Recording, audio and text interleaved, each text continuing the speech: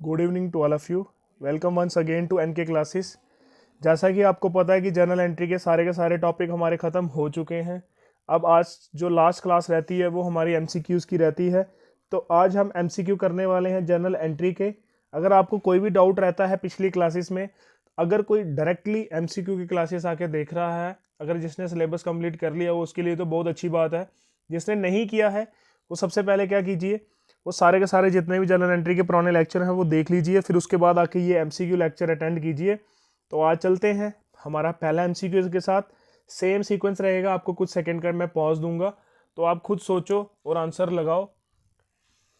तो पहला क्वेश्चन रहने वाला है, goods given as a charity should B.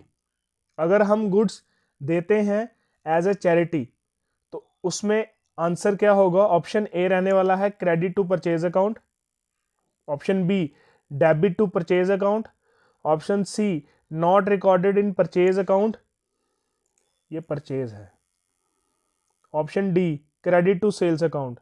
जल्दी से मुझे आंसर बताइए कि इसका आंसर क्या होगा। और ये सारे के सारे questions finance account assistant, panchayat account assistant और इंस्पेक्टर के एग्जाम में, जितने भी पुराने जेकेएसएसबी के एग्जाम हैं उसके बीच में आए हुए हैं, एंड और भी कोई एग्जाम होते हैं जो जो रिलेटेड टू अकाउंटेंसी होते हैं उसमें आते हैं ये। तो जल्दी से मुझे आंसर बताइए कि इसका आंसर क्या होगा।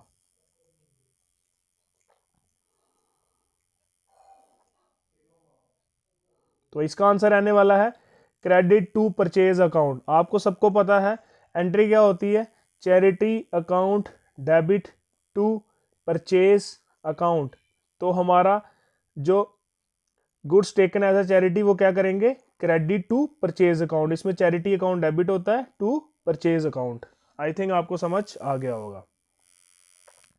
विच, आज का सेकंड क्वेश्चन रहने वाला है, विच out of the following best explain double entry system. मैंने आपको बताया था कि हर एक ट्रांजैक्शन के दो इफेक्ट्स होते हैं, डेबिट एंड क्रेडिट। तो बोलता है कि इसमें से बेस्ट एक्सप्लेनेशन डबल एंट्री की कौन दे रहा है। Option A purchase increase debit, income increase credit, expenses increase debit, income decrease credit, receiver is debit, giver is credit, receiver is credit, giver is debit. तो मुझे बताइए इसका आंसर क्या रहेगा।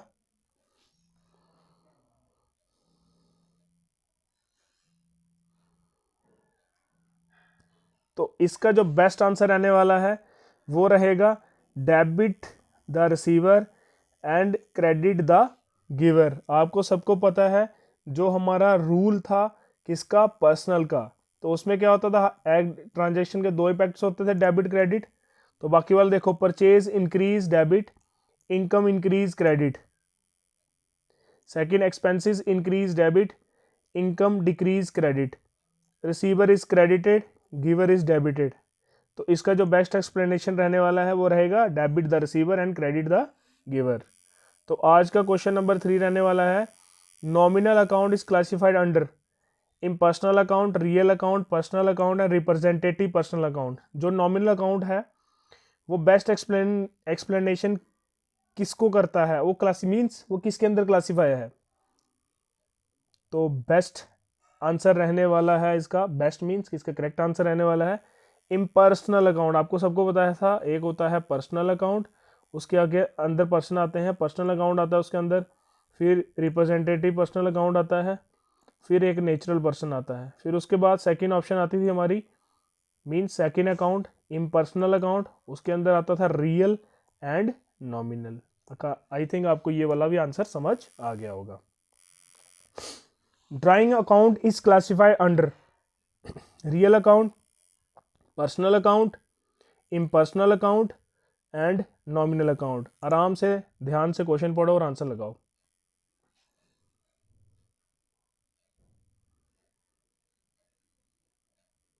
ड्राइंग अकाउंट के बारे में पूछ रहा है, अच्छे से सोच के करना आंसर। वो आता है पर्सनल अकाउंट। आपको पता है कि जो ड्राइंग अकाउंट, ड्राइंग और कैपिटल कौन करता है इंट्रोड्यूस, ऑनर। तो ऑनर किसके अंदर आता है, पर्सनल अकाउंट के अंदर। ठीक है, आई थिंक आपको क्वेश्चन समझ आ गया होगा। Why does a nominal account having a debit balance represent income obligations, cash, assets, expenses and losses, जल्दी से मुझे आंसर बताइए।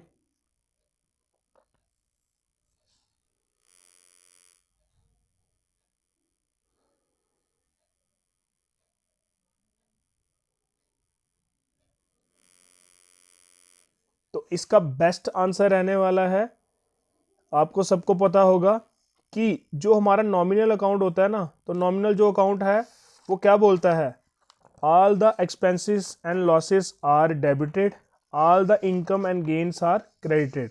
तो इसका जो आंसर रहने वाला है ऑप्शन नंबर डी। अगर किसी ने वीडियोस अच्छे से देखी हैं तो उसका क्वेश्चन कभी भी गलत नहीं होगा। अगर उसने नहीं देखी है, डायरेक्टली क्वेश्चन सॉल्व करने की तरफ आ रहा है, तो उसका आंसर गलत हो सकता है। तो आज का क्वेश्चन नंबर 6 रहने वाला है, which of the following are adjusting double entries is correct for prepaid expenses. इसमें से कौन सी एडजस्टर्स डबल एंट्री है जो करेक्ट प्रीपेड एक्सपेंसेस को रिप्रेजेंट कर रही है। ऑप्शन ए रहने वाला है debit prepaid expenses credit expenses, B debit expenses credit prepaid expenses, option C cash debit expenses credit, option D debit prepaid expenses and credit cash. मैं आपको इसके लिए 15 सेकेंड देता हूं, आराम से सोच के आंसर लगाइए।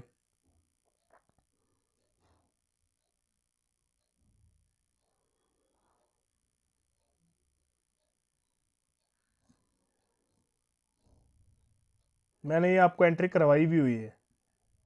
तो इसका बेस्ट आंसर रहने वाला है, एक्सपेंसेस अकाउंट को डेबिट कर देंगे और प्रीपेड को क्रेडिट। क्यों करेंगे, देखो प्रीपेड जब हम पे करते हैं तो आता है prepaid expenses account debit to cash account, ठीक है, ये आता है। ध्यान से सुनना, ये आपको अच्छे से एक्सप्लेन कर देता हूँ, आपको शायद इसका इशू रहे। देखो ये हुआ पहली बात, उसके ये हुआ, ठीक है। तो एडजस्टमेंट क्या होती है, prepaid expenses account debit to expenses account. जब इसकी एडजस्टमेंट करेंगे तो क्या होगा, देखो जब इसकी एडजस्टमेंट करते हैं तो क्या होगा, एक्सपेंसेस ड्यू हुआ, all the expenses are lossed are debited, expenses account debit to prepaid expenses. अब क्या करेंगे, जो उसने एक्सपेंस ऑलरेडी दिया था आपको वो उसका एडजस्ट हो जाएगा। तो इसकी जो बेस्ट एक्सप्लेनेशन आंसर रहने वाली है debit expenses credit prepaid expenses, ठीक है।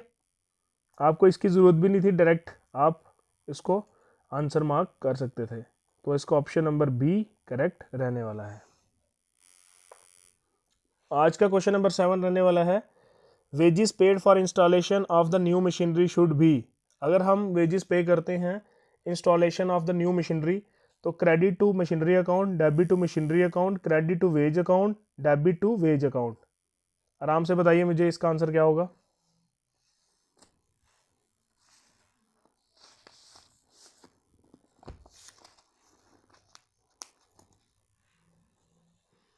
तो इसका जो बेस्ट आंसर रहने वाला है वो रहेगा डेबिट टू मशीनरी अकाउंट। कभी भी हम इंस्टॉलेशन चार्जेस जो पे करते हैं वो मशीनरी की वैल्यू में ऐड हो जाता है, रिपेयर को हम इंक्लूड नहीं करते, बट जो मशीनरी न्यू आएगी इंस्टॉलेशन वो एज ए एक्विजिशन कॉस्ट में ऐड हो जाती है, तो इसलिए हम उसको कर देंगे machinery account debit to cash account, ठीक है। तो क्वेश्चन नंबर 8 आज का रहने वाला है, ये लास्ट क्वेश्चन होगा आज का। विच of the following comes under nominal account. इनमें से नॉमिनल अकाउंट में क्या आता है, बैंक अकाउंट आता है, कमीशन अकाउंट आता है, फर्नीचर अकाउंट आता है, इंटरेस्ट टू रिसीव्ड अकाउंट आता है। जल्दी से बताइए।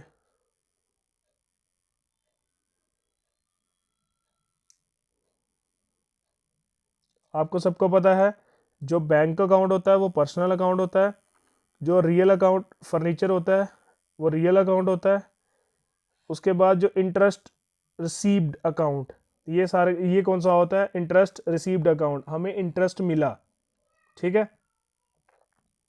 तो ये हमारी क्या होगी, इनकम होती है, आपको सबको पता है। तो इसका best answer option number D रहेगा। तो आज के थे हमारे ये क्वेश्चन जो हमने किए वो जर्नल एंट्री के रिलेटेड थे। तो कोशिश करेंगे हम कि और कल एक नया क्लास लेके आए, मींस आपके लिए जो नया topic that is the source document, उसका वाउचर जो आपके लिखा हुआ सिलेबस में, कल हम उसकी क्लास लेके आएंगे। तो अभी तक जिसने चैनल सब्सक्राइब नहीं किया वो चैनल को सब्सक्राइब कर लो, वीडियो को लाइक करो, ज़्यादा से ज़्यादा शेयर करो, और कोशिश करो कि मुझे कुछ सजेस्ट करो अगर करना चाहते हो कि सर इसको इस तरीके से करो, और एमसीक्यू अगर करना चाहते हो तो वो भी आप मुझे बता सकते हो, मैं आपको ज़्यादा से ज़्यादा एमसीक्यू कराऊंगा कि आपकी जितने भी कंसेप्ट हैं वो अच्छे से स्ट्रांग हो जाएं। इकोनॉमिक्स की क्लास मैं 20 दिसंबर से लेके आऊँगा, 20 दिसंबर से, सॉरी मैंने आपको 15 दिसंबर बोला था, बट 20 दिसंबर से स्टैट की एंड इको की दोनों की क्लासेस आएंगी आफ्टर 20 दिसंबर। तो मिलते हैं कल एक न्यू चैप्टर के साथ, तब तक के लिए गुड बाय।